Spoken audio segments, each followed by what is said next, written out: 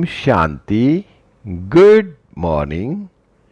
19 सितंबर 2022।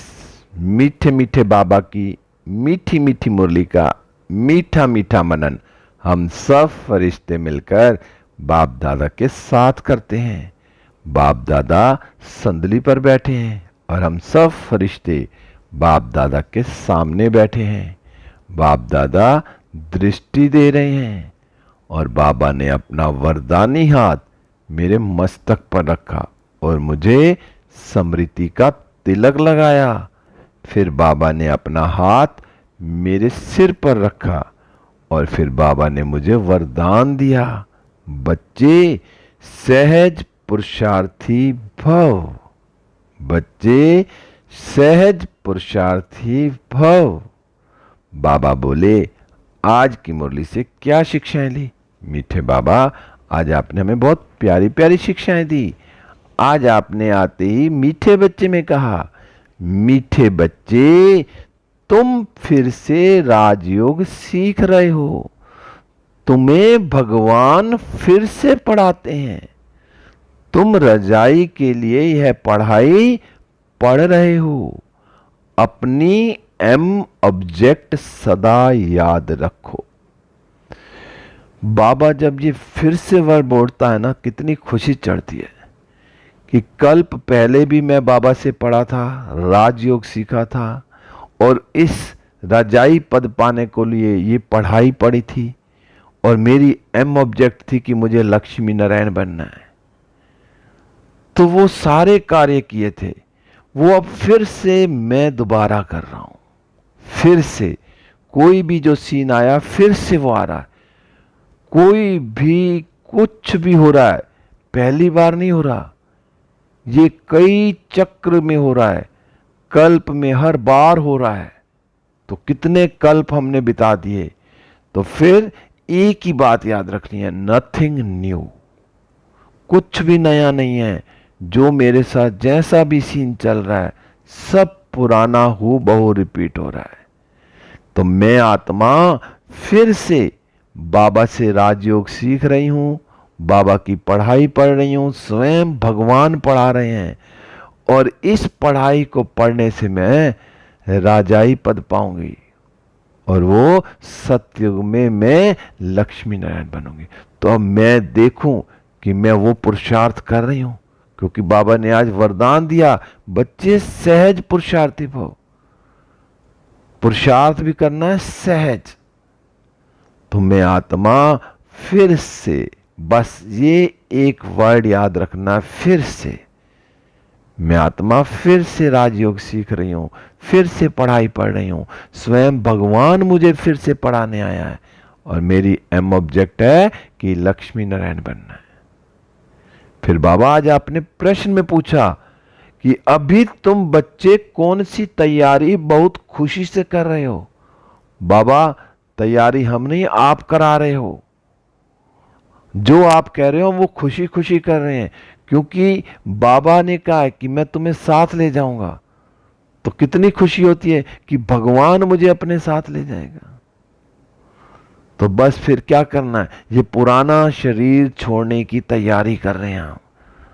बस अब ये पुराना शरीर छोड़ बाबा के साथ जाने की तैयारी कर रहे हैं, क्योंकि बाबा मुझे लेने आया है तो मैं तैयार हूं।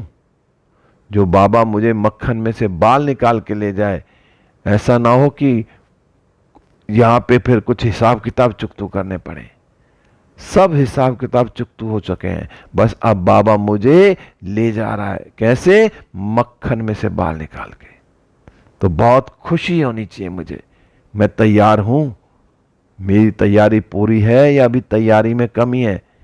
कहीं बाबा फिर कहे तू तो बच्चे तैयार ही नहीं था, अब तुझे तैयार नहीं हुआ, तूने अपने हिसाब किताब चुकतू नहीं किए, तो अब खा डंडे और फिर चल।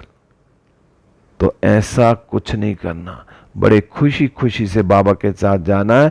तो मुझे पूरी पूरी तैयारी कर लेनी है कि बाबा मेरा बैगेज तैयार है, चलो मुझे, मेरे सब हिसाब किताब चुकतू हो गए। ऐसी तैयारी करनी है। बस अंत में भी एक बाबा याद रहे कि बाबा अब चलो। कहते ना, अंतमति सुगति। तो जैसे मैं अंत में बाबा को याद करूंगा तो फिर मैं कहां जाऊंगा? परम धाम जाऊंगा और वहां से बाबा फिर मुझे सतयुग में भेजेंगे। बाबा ने कहा गुटखा नहीं खाना, पजल नहीं होना। दीदी कहते पजल नहीं होना, किसी भी कारण से कोई भी सीन है उसमें घबराना नहीं है, चिंता नहीं करनी, बस यहां यही प्रैक्टिस करनी है कि मुझे अब घर जाना है बाबा के साथ, और बिल्कुल प्यार से जाना है, जो बाबा अपने नैनों पर बिठा के ले जाए। तो क्यों? क्योंकि बाबा कहते हैं तुम्हारी अभी स्टूडेंट लाइफ जो है ना बेपरवाह लाइफ है, student is the best life. तो मैं बेफिक्र बादशाह हूं, मैं जो पढ़ाई पढ़ रहा हूं उसमें कोई फिक्र तो नहीं है ना। इसलिए बाबा कहते हैं गुटका प्रूफ बनना है कि किसी चीज में पजल नहीं होना, हर सीन एक्यूरेट है, फिर से चल रहा है, कोई नई चीज है ही नहीं। जब नई चीज नहीं है तो हम पजल ही नहीं होंगे, गुटखा नहीं खाएंगे। फिर बाबा आज आपने गीत चलाया, रात के राही थक मत जाना, सुबह की मंजिल दूर नहीं है। अब थकना नहीं है, बस अब आया के आया सतयुग, अब बाबा ले जा रहा है अपने साथ, बस अब रात के राही हमें थकना नहीं है, बाबा के साथ चलना है, फिर सुबह की नई मंजिल सतयुग में आएंगे। बाबा ने कहा दुनिया में भी सब स्टूडेंट जानते हैं उनको अपनी एम ऑब्जेक्ट बननी है। किसी ने अगर डॉक्टर बनना तो डॉक्टर की पढ़ाई पढ़ रहा है, किसी ने इंजीनियर बनना तो इंजीनियर की पढ़ाई पढ़ रहा है, किसी ने बैरिस्टर बनना तो बैरिस्ट्री की पढ़ाई पढ़ रहा है। तो ऐसे बाबा ने कहा तुम भी जानते हो, तुम कौन सी पढ़ाई पढ़ रहे हो? मनुष्य से देवता बनने के लिए। अब जब मनुष्य से देवता बनना है तो मुझे देवता वाली पढ़ाई पढ़नी है ना। तो मैं आत्मा देवता बनने के लिए जो पढ़ाई पढ़ रही हूं, अच्छी तरह से पढ़ रही हूं, और वो पढ़ाई है जो स्वयं भगवान हमें पढ़ा रहे हैं, जो बाबा की मुरली है, जो बाबा हमें श्रीमत देते हैं। मैं बाबा की पूरी पूरी श्रीमत पर चल रही हूं, क्योंकि ये पढ़ाई से ही हम मनुष्य से देवता बनेंगे। फिर बाबा ने आज निश्चय की बात करी। कल भी बाबा ने ब्राह्मणों के लिए क्या कहा? दो ही चीजें निशानियां, निश्चय और विजय। तो आज बाबा ने कहा यहां तुम बच्चों को निश्चय है कि हम फिर से राजयोग सीख रहे हैं जो 5000 वर्ष पहले सीखा था। जी बाबा, आपने हमें पूरा पूरा निश्चय करा दिया कि ये 5000 वर्ष पहले भी ऐसे ही सीखे थे, अब भी ऐसे सीखे हैं और फिर से ऐसे सीखेंगे। बाबा ने आज कितनी अच्छी बात करी कि ये ज्ञान सिर्फ तुम्हारे पास है और भगवान फिर से आकर पढ़ाते हैं। यह कोई कम बात थोड़ी है, कोई कम बात नहीं कि भगवान फिर से मुझे पढ़ा रहे हैं। कल्प पहले भी पढ़ाया था, अब फिर से भगवान को भी अच्छा लगता है बच्चों को पढ़ाना। तो मैं कितना खुश नसीब हूं कि मुझे भगवान फिर से पढ़ाने आया। कितना नशा चढ़ा रहे हैं भगवान में। फिर बाबा ने कहा रात को ना प्रश्न पूछा था, बच्चों से कोई प्रश्न पूछा होगा बाबा ने। बाबा ने प्रश्न पूछा कि बाप को कैसे पहचाना जाए। फिर बाबा ने क्या कहा? बाबा ने कहा बाप खुद कहते हैं हमने तुमको बच्चा बनाया है, तब तो सामने बैठे हो। अब बाबा ने ही हमें पहचाना, बाबा ने ही हमें ढूंढा, हमने बाबा को नहीं ढूंढा। बाबा ने मुझे अपना बच्चा बनाया, तभी तो मैं बाबा के सामने बैठा हूं। और फिर से क्या बाबा ने फिर कहा कि हम तुमको फिर से मनुष्य से देवता बनाते हैं। बाबा आज बार बार फिर से याद दिला रहा है कि फिर से हर काम मैं फिर से करने आया हूं। बाबा ने आज सेवा के लिए भी कहा कि चित्रों पर समझाना है, प्रदर्शनी पर औरों को समझाना है, बाबा का परिचय देना है सबको। बाबा ने कहा ये तुम्हारी पाठशाला है ना जिसमें बाबा हमें पढ़ाते हैं, इसमें बूढ़े जवान बच्चे सब पढ़ते हैं। किसी बूढ़े से भी पूछो ना कि तुम्हारी उम्र कितनी है, कह रहे अभी तो मैं 2 साल का बच्चा हूं। क्यों? क्योंकि 2 साल से पढ़ाई पढ़ रहा हूं। कोई बोलता मैं 5 साल का बच्चा हूं, कोई बोलता 10 साल का बच्चा हूं। उम्र चाहे 80 साल है, लेकिन बाबा की पढ़ाई कितने साल से पढ़ रहे हैं उतना समझते हैं कि हम तो अभी छोटे बच्चे हैं। फिर बाबा ने कहा कि ये जो चित्र है ना घर घर में होना चाहिए। तो घर घर में जब चित्र रखेंगे तो फिर कोई आएगा। फिर बाबा ने कहा अपने माता पिता मित्र संबंधियों को भी सबको समझाना है कि हम ये पढ़ाई पढ़ रहे हैं।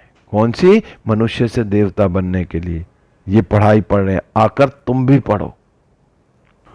बाबा ने कहा मनुष्य भी क्या कहते हैं कि हमें भी जनक मिसल ज्ञान चाहिए, भी सेकंड में ज्ञान मिल जाए।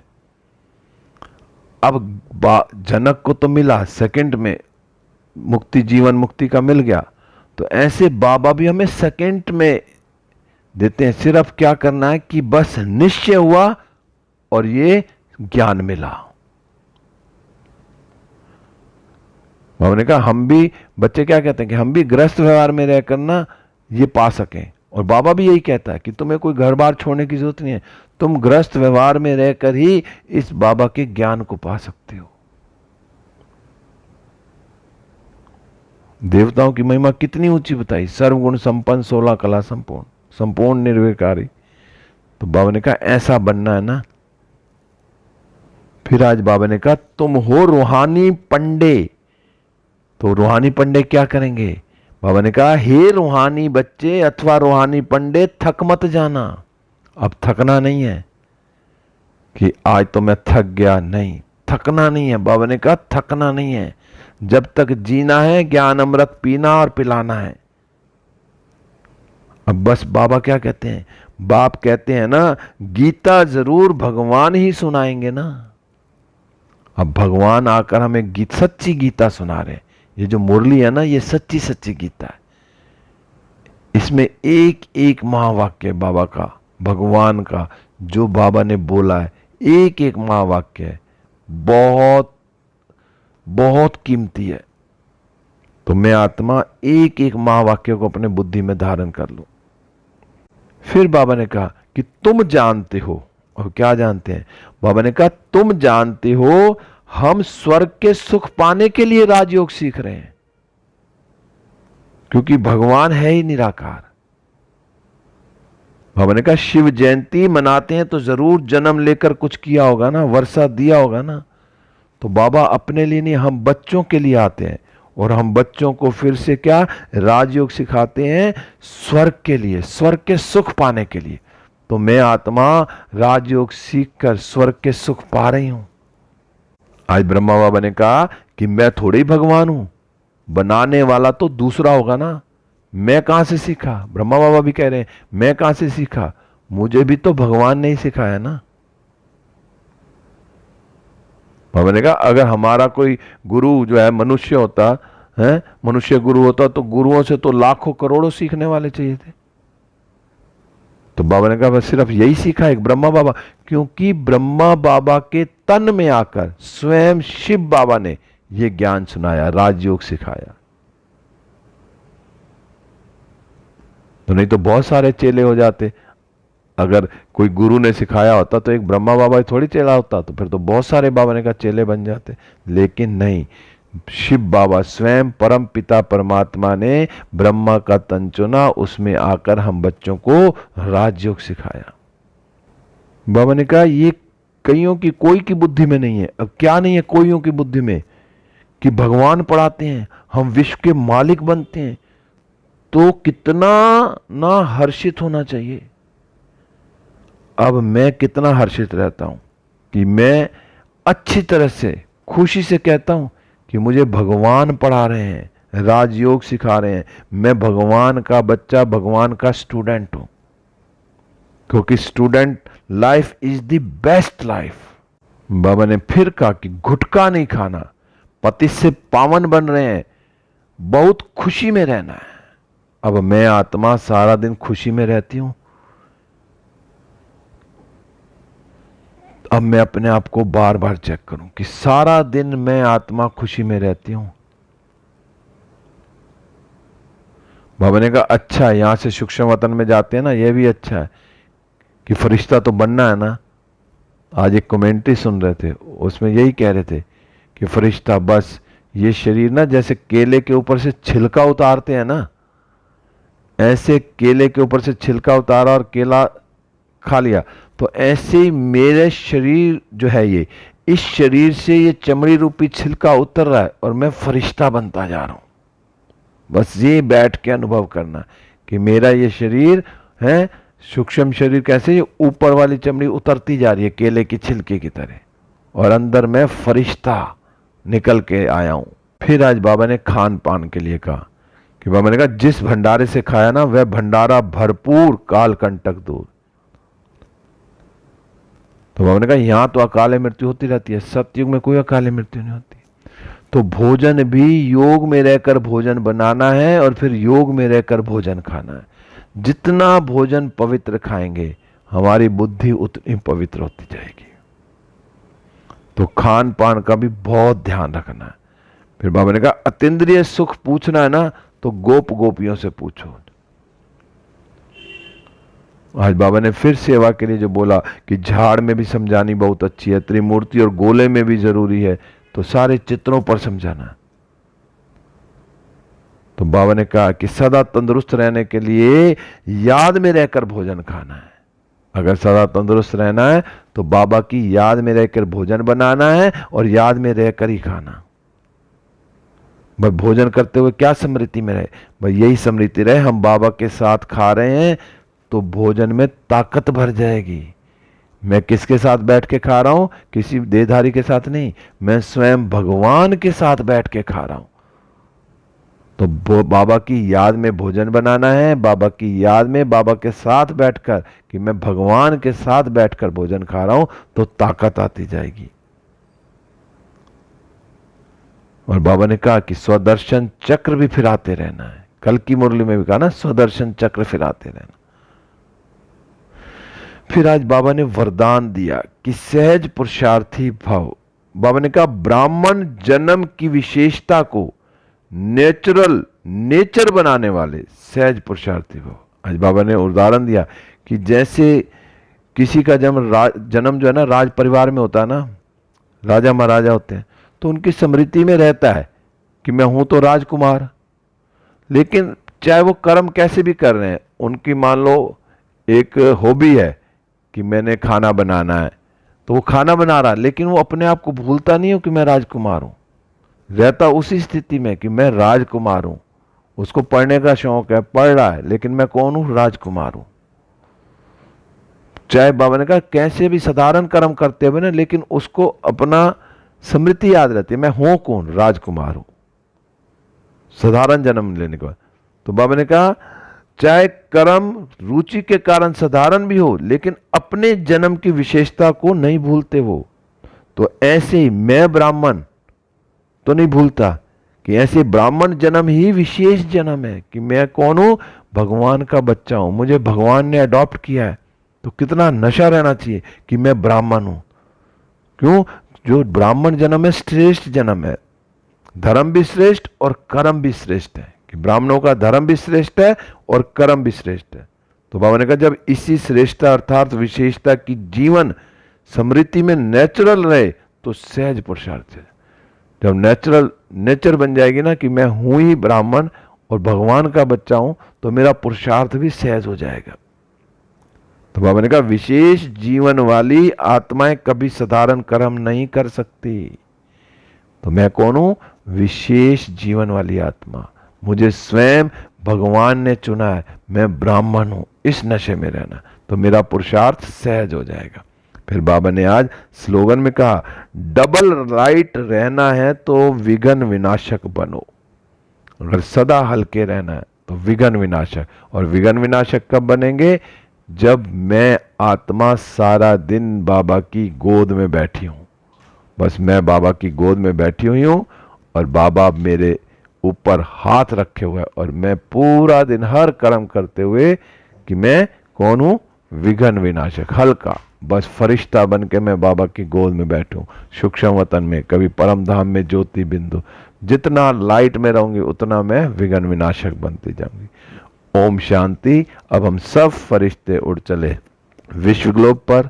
बाप दादा की किरणें मुझ पर आ रही हैं और मुझसे सारे विश्व में फैल रही हैं। मैं फरिश्ता बाबा के साथ सूक्ष्म वतन में बाबा से दृष्टि लेते हुए वरदानों से भरपूर वापिस इस देह रूपी मंदिर में हूं।